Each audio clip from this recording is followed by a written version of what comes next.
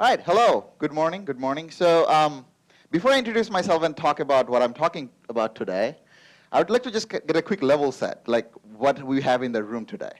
So, just testing the water, like that cat over in the picture. Who here knows about microservices and like works on microservices? All right, few of us, great. Who here knows about containers, Docker, something similar? Oh, more people, oh, amazing, awesome. Who here knows about container orchestration? All right, some people, okay. Kubernetes, Docker Swarm, Mesosphere, one of the others, okay. More concrete, who knows about Kubernetes? More people, amazing, cool. And who knows about serverless and build stuff for serverless? Okay, it's a good spot to be, right? We have a bunch of people who know some stuff, some people don't know all this stuff, but we can learn some new things today. So my name is Mofizur Rahman. I work for IBM as a developer advocate. I mostly do container stuff, collect stickers, and write Go code, and not in any particular order. It can be switched. And you can find me on the web on this name. So this is the title you should take pictures of if you need to stalk me later for some reason. So yeah, this is the title you should take pictures of. I'm literally everywhere with the same handle. I worked very hard to do that. So that's like one of my proudest moments, that I got the same handle everywhere. So the agenda for today is we're going to learn about Knative and why we should care. Number 2 is we're going to see some cool demo, hopefully. It's cool. I think they're cool. So number 3 is learn what's to come next with Knative. And finally, we're going to be impressed with Mofi. That's like the final step. Well, maybe not. Right? Oh, so that's maybe not. It's OK. We're going to be impressed with Knative, that's for sure. So some of you know about microservices. I'm going to quickly just level set everyone on microservices. It's a modular software development pattern. It's smaller services. You build your application in small things, and they work together over a network. And each of the services can be deployed independently. That's kind of the idea, that you can develop, test, and deploy independently. Also, the idea is you build products, don't really build projects. You build individual things like the login service, the card service, and things like that. And microservices are meant for failures. If it fails, you just kill it, spin up a new one, you don't really care. In a big monolith, if it fails, someone gets called at 2 o'clock in the night, right? So microservices, you can kind of say it can fail, it can die, I'm going to spin up a new one, I'm good.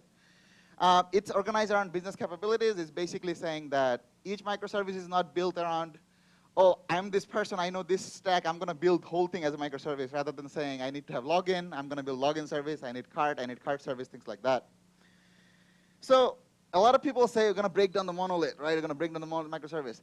But the thing is, if your application needs 10 things, even in microservice, you'll have 10 things, right? It's not necessarily application becomes smaller. You basically build a distributed monolith. Your monolith becomes put out in different places, but monolith is still the monolith. So next up is containerization. Why do we want containers? Microservice works without containers, right? It will work on VMs, on even bare metals. But you want containers because you want better resource utilization. You want to have a solution that you can take up and take to different places. If you're using one cloud, tomorrow you say, this cloud is charging me too much money, I'm going to go to next cloud.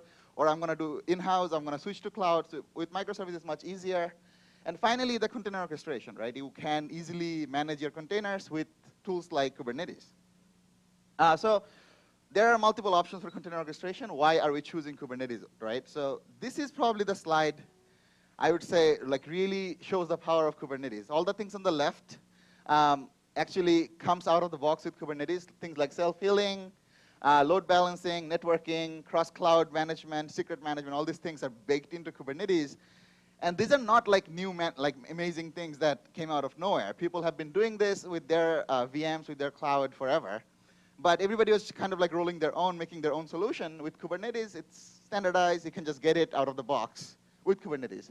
And with third-party things like Istio and other tools, you can get monitoring, traffic management, telemetry, policy checking, security, and other things.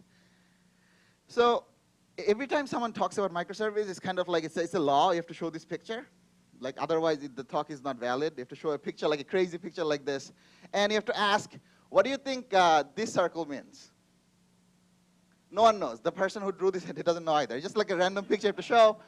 But the thing is, microservice, you show a big picture like this, and no one knows what's going on in the microservice. That's why you need tools to be able to dig into in the logging and tracing and monitoring, things like that. And honestly, 95% people who are building microservices, no one has a picture like this. It's only the people from Netflix comes and talks, and they have like this picture, and everybody just copies that to show microservices. But OK, so that's the picture I have to show. It's a law. I have nothing to do against it. So now the question is, what is serverless, right? Most people, when talking about serverless, will talk. It's Lambda, it's the functions, Google functions, Azure function, OpenWhisk, like on IBM. So, but I think to me, serverless is a little bit differently defined. Serverless is any platform that can do on-demand work, right? It doesn't have to be functions. Anything that when you need to do something, it does it for you and goes away. You don't have to worry about it. That's serverless. You don't worry about the server. That's serverless. Run atomic in theory, right? Oftentimes, like you see these functions that does 8 different things at the same time, and they have a name for it now, monolithic functions, which is just sad. And finally, scales according to need. That's kind of like the biggest thing about serverless, right? You don't worry about the server. When you need the server to scale up, it will scale up to as big as it needs to be. And so current solutions, there are, again, great solutions out there with Lambda, with Azure, with Google, with IBM Cloud Functions, and many more. There are great solutions. It's good because there is a lot of support for many languages that you want to write. It can handle many types of events, and it's pretty cheap. Like for the, if your workload is very small, it's pretty cheap. But the problem is it's managed, so you don't really have any control over the hardware it's running on. So if you want to say run AI workload on serverless, you don't really have much options because you can't really just call up Azure to be like, oh, give me GPU serverless. They're gonna be like, no, we don't have that, so we can't really give you that. So it doesn't really handle resource-heavy work. It can fan out and do other things, but in AI or like data science work, you're talking about GPUs, big GPU machines to do that. And also, let's say your company is already doing microservices and Docker and Kubernetes, and you want to do some serverless work, you're already going off to a different platform now to do that other work. Then between the work, you need an API gateway, security, blah, blah, blah, so difficult stuff. So finally, we come to the main topic. So just level set, everybody's on the same page. We're all experts in Kubernetes now, so we're gonna just like talk about Knative. So Knative, first things first, it's pronounced Knative. A lot of time in English, like N after K, you just ignore the K, you just become N. A lot of people started calling it native, right? Because K-N-A, native. It's not native, it's not Knative, so it's Knative. Well, it's not, it's just a detail, so it's just like just a joke. Anyway, so what is Knative, right? That is the more important question. It is something that extends Kubernetes. So the Knative is supposed to mean Kubernetes native. It's supposed to extend Kubernetes in a native way so that people who are already using Kubernetes can extend Kubernetes to do more than Kubernetes can already do. And Knative has this following component. It has build. So Kubernetes, before, building for Kubernetes was always difficult. You had some pipeline that built your image, some other pipeline that pushed the image up to Kubernetes and like then ran it. You can actually do that in Kubernetes with Knative now. We're going to see that in a second. Eventing, Knative gives Kubernetes a way to have a pub/sub platform built in Kubernetes, so you can react to events, have events pushed to Kubernetes, and do things on that. And finally, this one is, I mean, Kubernetes already did that, but Knative makes it even easier. Serving, Knative allows you to serve up apps. And this line is, I think, the most important thing about Knative. It scales to 0. When your function or your app is not being used, Knative will actually scale it down to 0, so it's not using any more resource at all. Then you can request, it's going to spin up something new, serve your request, and die down when there's nothing coming in. It's not for all kind of workloads. If you have workloads that need to be served fast, right, if it scales to 0, then you are kind of stuck with the problem of cold start, right? It's going to take some time to serve. It's going to take like 5 seconds to get a request back.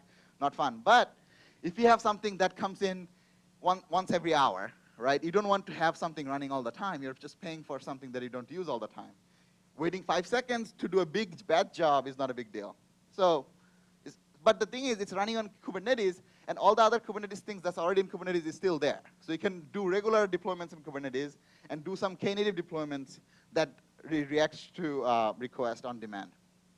So why Knative, right? That's another question. I'm just coming in, talking about something really cool, but it has to have some reason. So number one is, I think that's obvious, serverless on Kubernetes. You can serverless capabilities on Kubernetes by default. Extends Kubernetes in a native way. I'm going to explain all of this in a little bit more detail in a second. Next one is higher level primitives and more complete platform. It makes Kubernetes more complete. So why do we care about serverless? First of all, you get to use the full compute power of a cluster for serverless workload, right? That's amazing because if you have a GPU cluster or SSD cluster, then you can use that to do your serverless work, and you don't have to worry about, oh, I only get 512 megs of RAM on my function, right? So you can actually have a full 16 gig RAM working on this job you need to do.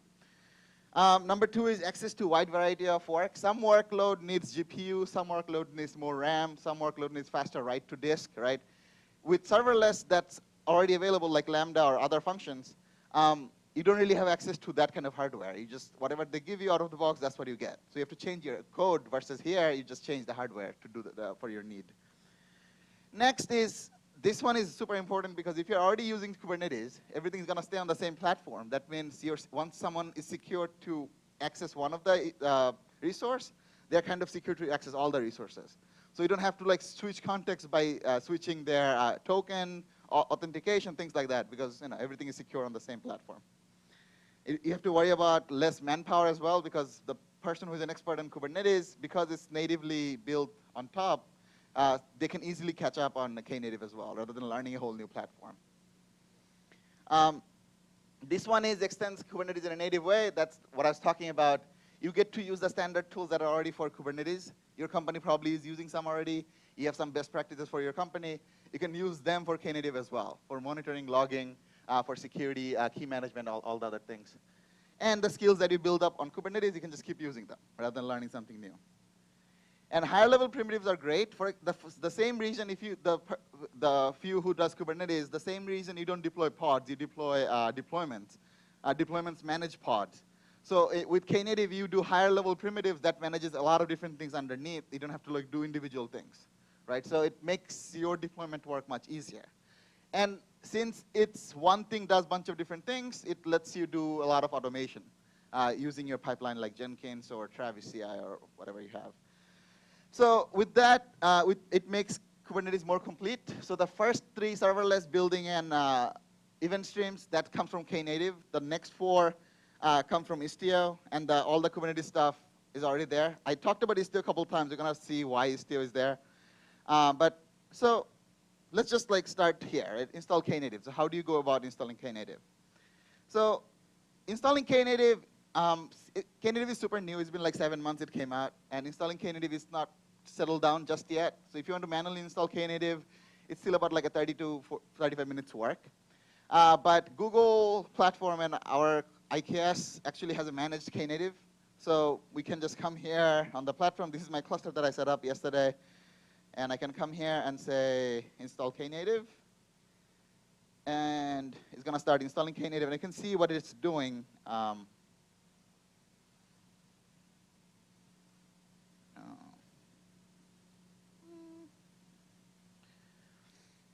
So you should see that bunch of Istio and Knative pods are popping up. So it's basically, yeah, so it's basically creating a bunch of Istio and Knative pods. And it's going to just finish that. You can read that screen all right? More or less? OK. So it's going to just spin it up. Once in a second, it's going to be installed. OK. It looks like most of them are running. So I can do kl get ns. And those of you who are getting confused with kl, I aliased my kubectl with kl. So yeah, I should probably type kubectl, but I'm lazy. So if I do kl get ns, I'm actually doing like my internet from here. So if it looks slow, that's why. But anyway, so as you can see on my namespaces now, I have a bunch of extra namespace now. Other than the regular Kubernetes namespace, you have Istio system, Knative build, Knative monitoring, serving, and sources. So build, eventing, and monitoring are the three primitives Knative comes with. Monitoring is the one for logging and metrics. Istio system is what Knative uses underneath for doing a lot of things. We're going to see what it does with Istio. So we just install Knative. So this is your, let's say, your Kubernetes platform, the bottom bar. On top of that, you have Istio. So Istio is the one that handles traffic management, routing, policy checking, security, MTLS between services. And on top of that, you install Knative.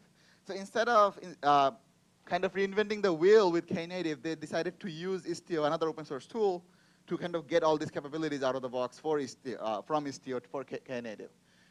So Knative has the build, serving, and eventing. And those are individually deployable. Let's say your company only needs the build capabilities. You can just do build and leave out the serving and eventing. So let's talk about serving. So serving uses Istio behind the scene. It uses intelligent routing, Bluegreen deployment. Who here knows about Bluegreen deployment? A little bit? We're going to learn about it. Amazing, we're going to learn something new. It also allows for scale to 0 and scale to limit. So you can say, I want I want to get up to 50 pods if I have a lot of requests coming in. Or I can say I want each of my pod to handle at most 10 requests concurrently. And if it's more than 10 requests, I have to scale up. So you can see things like that. So, fun stuff, demo. So wish me luck. OK. So I have this one YAML file that I'm going to just deploy. It's not too bad, right? So like the first thing is this is the deploy. File looks like this. It's the API version is from serving. Implementation details basically for Knative. I have a name. I have an image I'm deploying. And I'm saying auto scale to up to 10. Like let up to 10 requests come concurrently to my pod. Right? That's what I'm saying. So let's go and deploy that.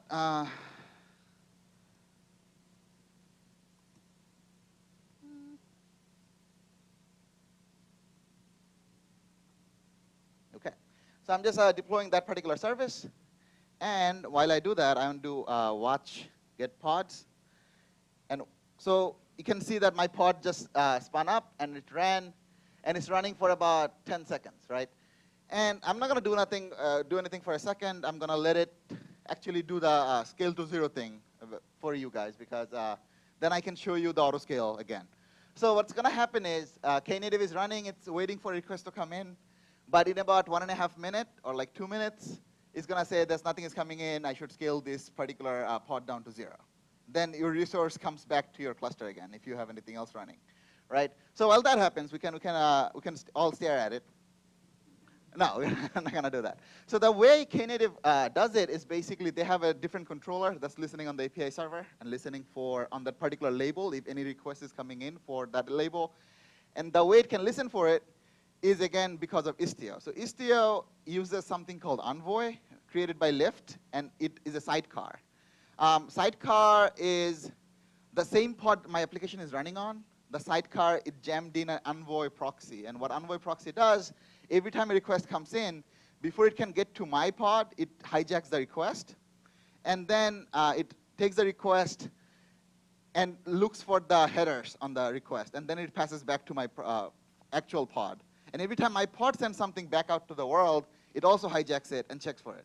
So with that, you can actually do policy checking, retry limit, circuit breaking, everything outside your code. So retry limits or like circuit breaking, those things we've been coding on our application code, you can actually take that out and change that on runtime.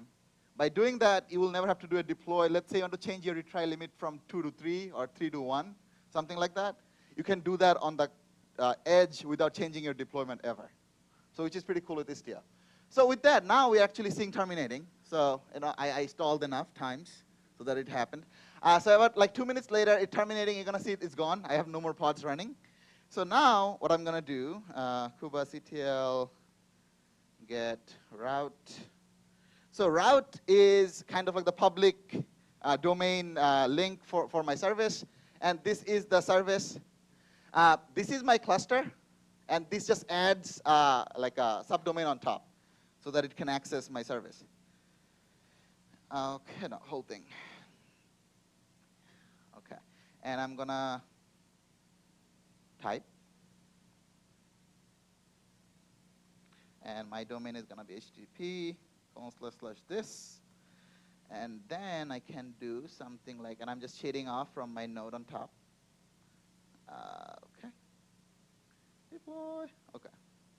So I'm going to do this. So what's happening here? Hey is a CLI tool. It just makes concurrent request to your service. I'm saying C. That means concurrent. How many? 50 concurrent requests. Z for 30 seconds to this URL. Right? That's basically all it's doing. And so I'm going to make this request. Keep your eyes on the top. That's where the magic hopefully will happen, so fingers crossed.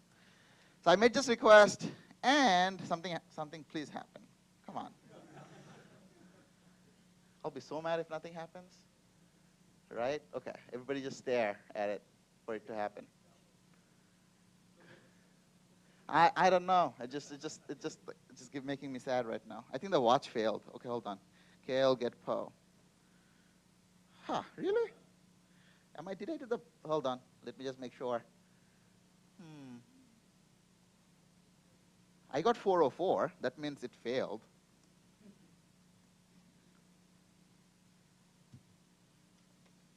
Okay. Let me try again. Because they say you need to try twice to get things to work.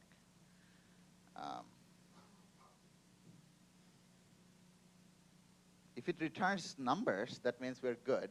It did return numbers. So,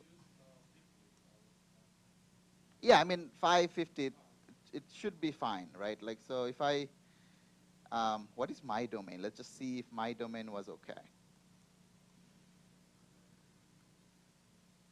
http:// looks like okay, right? Oh, on this I don't have the. All right, you get to see me live debug, fun. Okay. This is okay. So I can do hey-c 50-z 30s, and I can do http:// this 50 quote. All right, let's see something happen this time. Hopefully, come on. Man, you know, this is just sad. At least, I mean, so one thing could happen is that even though I said make only 10 requests per pod, although because some pod is running and the app I'm running is like run super fast, it could be still returning just from that one pod. So if I don't get 404, it's somewhat a success. Not fully a success, but somewhat. Okay, we got 200 actually. So it actually returned from that. So like it worked kind of, so cool. We're gonna see something cooler in a second, don't worry. That was just like the teaser, so that's not even like, it doesn't even count. So the way Knative handles these things is Knative has its own version of service, and service has something called a configuration and a route. Route is the ingress from outside world to your service, and the configuration what remembers what pod it should access to. So configuration handles a revision, and route just points to a particular revision. And Knative build is the next thing we're going to look at. Knative build is an open source project. You can actually use your own builder to build your application, Docker image from your like cluster itself. Key features, it can actually include multiple steps. So if you need to, like, let's say download something, do something, then build that Docker file, then push it up, you can do that. It can push to your private registry or public registry. You can use the build template if you have the same kind of build happening over and over again. So we're going to do that again. So this time is going to happen, guys. Watch. OK, first things first, I should delete this. Because, you know, it failed me, so it doesn't deserve to live anymore. So I'll delete. So it's deleting, it's terminating, so at least that's working. Good.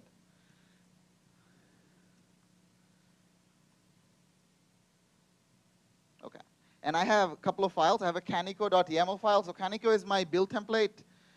If I look at the file here, so I have a build template. It takes an image, a Docker file, and the Docker registry name, and it just builds the image on the Canico pod and pushes it up to my Docker build. I'm using a private Docker registry on IBM Cloud, and I can see what kind of images I have. So I'm just trying to, this is the name I'm going to give it. So I'm seeing, is there an image right now? It should return nothing. Nothing in this case is success because I don't have any image there. That's good. So what first thing I'm going to try to do is kubectl apply-f build v1.yaml. And you should see that it opens up init container up top. So right there, it has 3 steps. So it's going to go ahead and go to my GitHub repository and download, then build, then push. And once the third step finishes, you're going to see, instead of ready, you're going to see completed in the status page. And succeeded, so it should complete. OK, now let's test if I get an image on my repository. If this works, guys, I will be so happy. All right, here we go. We got an image. We just built it from our cluster, pushed it up. So this is version 1. So let's just try to build the second version. It can work twice in a row. That's just like that's gonna just blow my mind if it works twice in a row. OK, let's try again on version 2. So version 2. So all this time, I didn't explain what the application was. So from Fib, most of you probably got it. It's a Fibonacci number generator up to the number you give it. But the version 1 starts from 1, 1, and the version 2 starts from 0, 1, 1, 2, 3, right? Many people can decide where Fibonacci starts from. So we have 2 versions of it. We're going to see how to load balance between them. So now we have built the second version as well, apparently. So let's test that.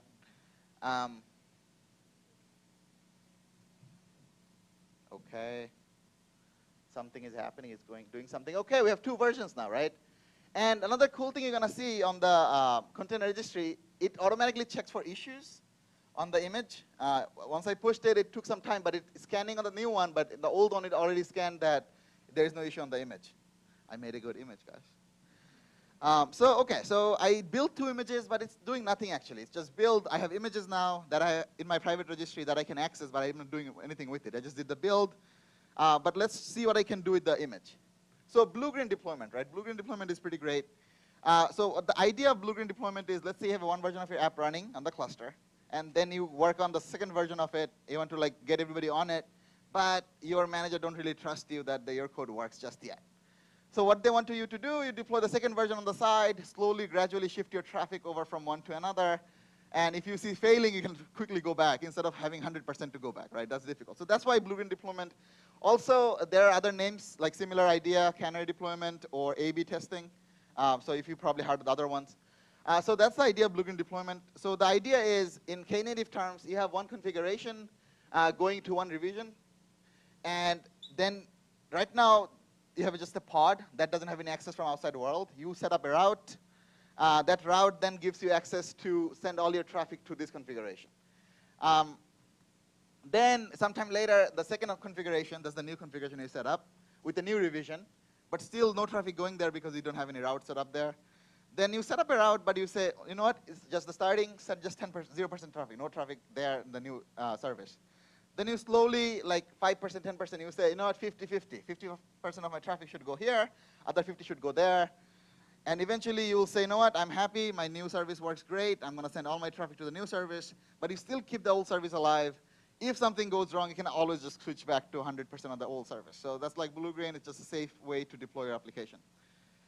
And the way Knative handles this, again, as I said, route points to revisions, configuration keeps track of the revisions. And that's all you have. Well, it sounds much simpler, but it's a lot complicated. I'm not going to go into details because I don't understand completely myself. A lot of smart people who worked on it. So, OK. Before I do the Bluegreen deployment demo, though, I'm going to actually show another kind of demo. It's build and run. You can actually build and deploy at the same command, which is pretty cool. We're going to try. OK, so build and deploy. I'm in the folder. I have a couple of files. Again, this one also needs the Kaneko build to be able to build. But this one, what it does, instead of just building it, you can, let me find that file. OK, service. So it uses the Kaneko build, the build bot I have to build, uses my GitHub repo, the same thing. But in the end, instead of just building it, it also uses it to as an image to make a deployment as well. So if I am not completely crazy, apply -f service.yaml, right? If I run this, you're going to see another build starting up.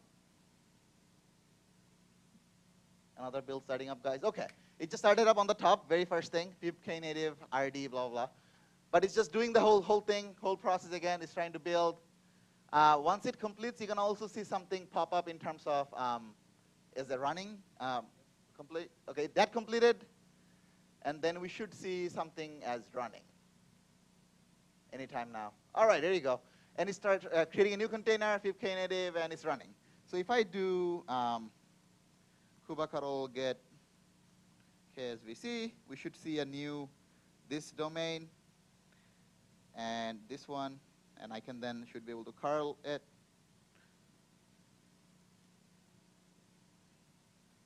Let's do 10 as a number. So it just curled. It started again. This is still my version 1, and just to prove that I actually built it, I named the version v1. So I'm gonna just check for my images that I built, and lo and behold, we have v1 built as well. So hey, nice. Okay, so we built that. Now let's go back and see how to do Bluegreen deployment. I'm gonna quickly delete this particular version. F. Okay, so I'm just deleting that. You're gonna see that it's gonna terminate here, and it's gonna go away. So that's good. So we're gonna do the Bluegreen deployment now. So to do that, I'm gonna go to Bluegreen folder, and in this folder I have a bunch of different files. So the file you're gonna see at the top, we have config-v1, config-v2, routes, bunch of different routes. So basically saying from go to 0 to 100. 100%, 50-50, like all the different configurations. So let's do the first one first. kubectl apply -f config YAML. Okay, if I deploy this config-YAML, what you're gonna see that we're gonna actually spin up a couple new pods, but these pods right now don't have anything connecting to them. They're just like the container. If you look back to the image, they're basically just how many slides do I have? Okay, they're basically just this state right now. I have a configuration, points to revision, doesn't have anything pointing to them. To be able to access to them, I'm going to actually need a route. So the first route I'm going to do is the route v100.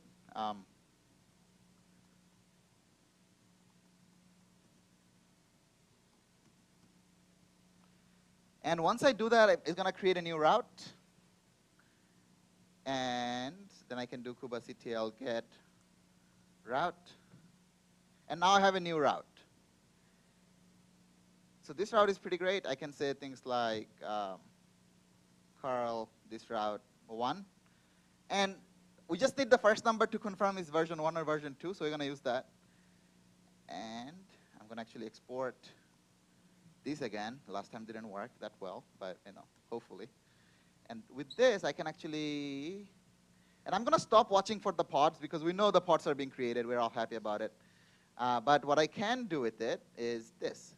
I'm going to run a while loop that's going to continuously just keep calling the service, and you're going to keep seeing 1 being printed because my service right now returns 1.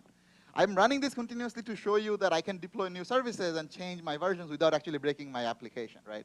Right now, it's just returning 1. I said the spoiler already. Sorry, that was gonna be a surprise. So like, imagine you didn't hear that. Okay, so you're gonna be surprised when I tell you. Okay, cool. So now I have only one configuration and 1 route for it. Right now I'm gonna do the second configuration on this page. kubectl apply -f config v2 YAML. All right, once I do that, that's gonna work out what it needs to do. And just to make sure, kubectl get po. I have 2 of the version running, but this version is nothing getting to that version right now. So kubectl apply. Okay, let me just see what are the files I have. I forgot.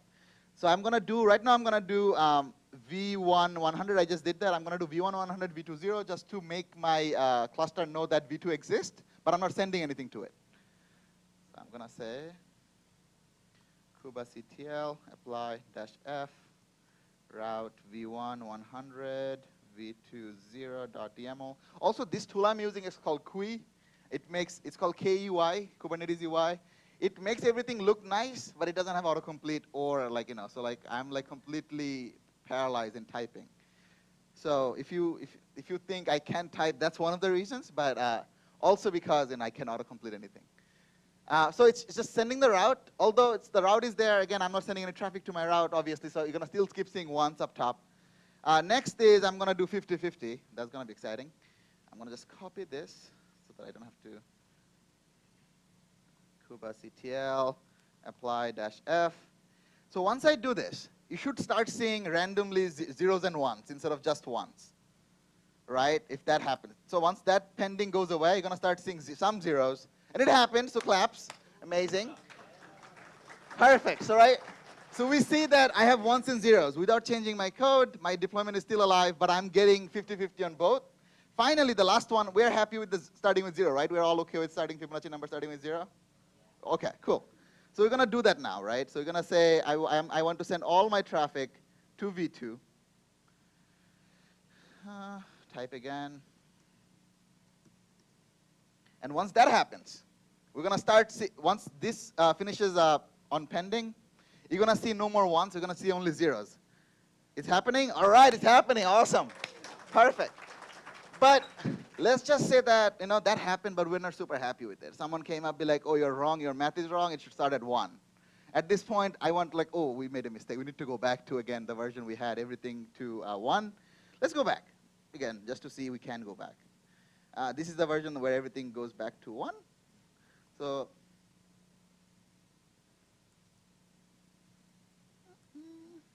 all right, so everything is going to 0 now. I'm going to just try deploying that. It's going to take a second. Go to the server, deploy. Once that happens, in 3, 2, 1, everything is going back to 1. So cool, awesome. So with that, we're going to just stop at Bluegreen Deployment. I'm going to stop my while loop. But as you can see, again, this is a very simple demo, but you can understand in a, yes, 5 minutes. Cool. Actually, I don't even need 5 minutes. I'll do it in 3, watch me. Okay. Okay. Cool, I did the demo. All right, quickly talk about why Istio. We're using Istio. Istio allows you to do load balancing traffic with HTTP, gRPC, WebSocket, and TCP traffic. It manages traffic using traffic rules, retries, failovers, all this good stuff comes out of the box from Istio. So Knative just uses them and wraps it with their own primitives. It does automatic logging metrics. So we're going to have a different talk about Istio at some point, hopefully in the future. But actually in CDC, I have a talk on Istio. So like, come to CDC. You're going to learn more about Istio that day. But so Istio also does secure service-to-service communication with MTLS. And with almost 0 code change. Your code can just stay as is. You can just add all these things on top and never have a new deployment, which is amazing. And Istio, basically the thing I was saying about proxy stealing the traffic, that's on your same pod, you jam a proxy in there. Every time a request comes in, it just steals it and does whatever it needs to do. So event is the last thing on Knative. I think it's the most underdeveloped tool so far because, again, eventing, we have a bunch of other tools for eventing already, things like PubSub and other things. But eventing will, when it grows and becomes more mature, it's going to give you a lot of eventing power, like creating publisher and subscriber. And it's going to, you want to be, again, these are basically eventing rules, not for Knative per se, just in general what you want to do eventing tools. Okay. And eventing works kind of like this. It publishes a channel. It listens to this and doesn't care if one doesn't exist before the other. And with that, as I showed you before, we have like a managed Istio on Knative on our cloud. Again, they're open source tools, so feel free to like build it on your own or like try it on like a Minikube just to see how it works. And finally, you can learn more. This is a slide you should also take pictures of. Like we have like tutorials on Knative. Knative.dev is also like where you can learn more about Knative. And finally, what's next? Knative is going to be a more managed service eventually, and we're going to, oh, go back, more pictures, sorry. Yeah. All right, we have, and okay, whoever didn't take pictures, take from someone else who took. And finally, this is the slide. Again, if you need to find me for anything, if I amazed you crazily, and you should like take a picture and find me later, that's what you should do. Or like take a picture of me right now. That would be amazing too. Yeah, I hope someone took pictures. I thought, okay. And finally, thank you. Yeah, there are like 2 other great talks going on right now, but you chose to like spend your time with me. So thank you so much. Cool. All right. Okay, cool. Okay. Do you have any time for questions? Anyone has a question real quick? All right, no, I answered so well. No one has questions. Okay, cool.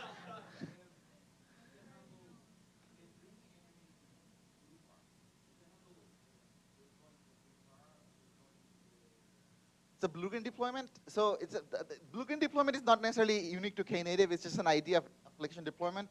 You can actually, in Knative, you can actually have like 7 versions of the app running at the same time, and you can define the traffic 7 different parts to send to different places. With Istio, you can do other things like experiment. Like let's say in your application, some people signed up for experimental features, and you can just send those people to those services. You can do that, things like that too. Yeah. Yes. Yeah. Yeah. Yeah, so routes. So route v100, it just says, I had a configuration that I created. It just says 100% traffic goes to this configuration. And when I look at the other route, let's say 50-50, it just says send 50 to there, 50 to there. That's it. That's just plain numbers. Cool? Everything? All right, awesome. Thank you.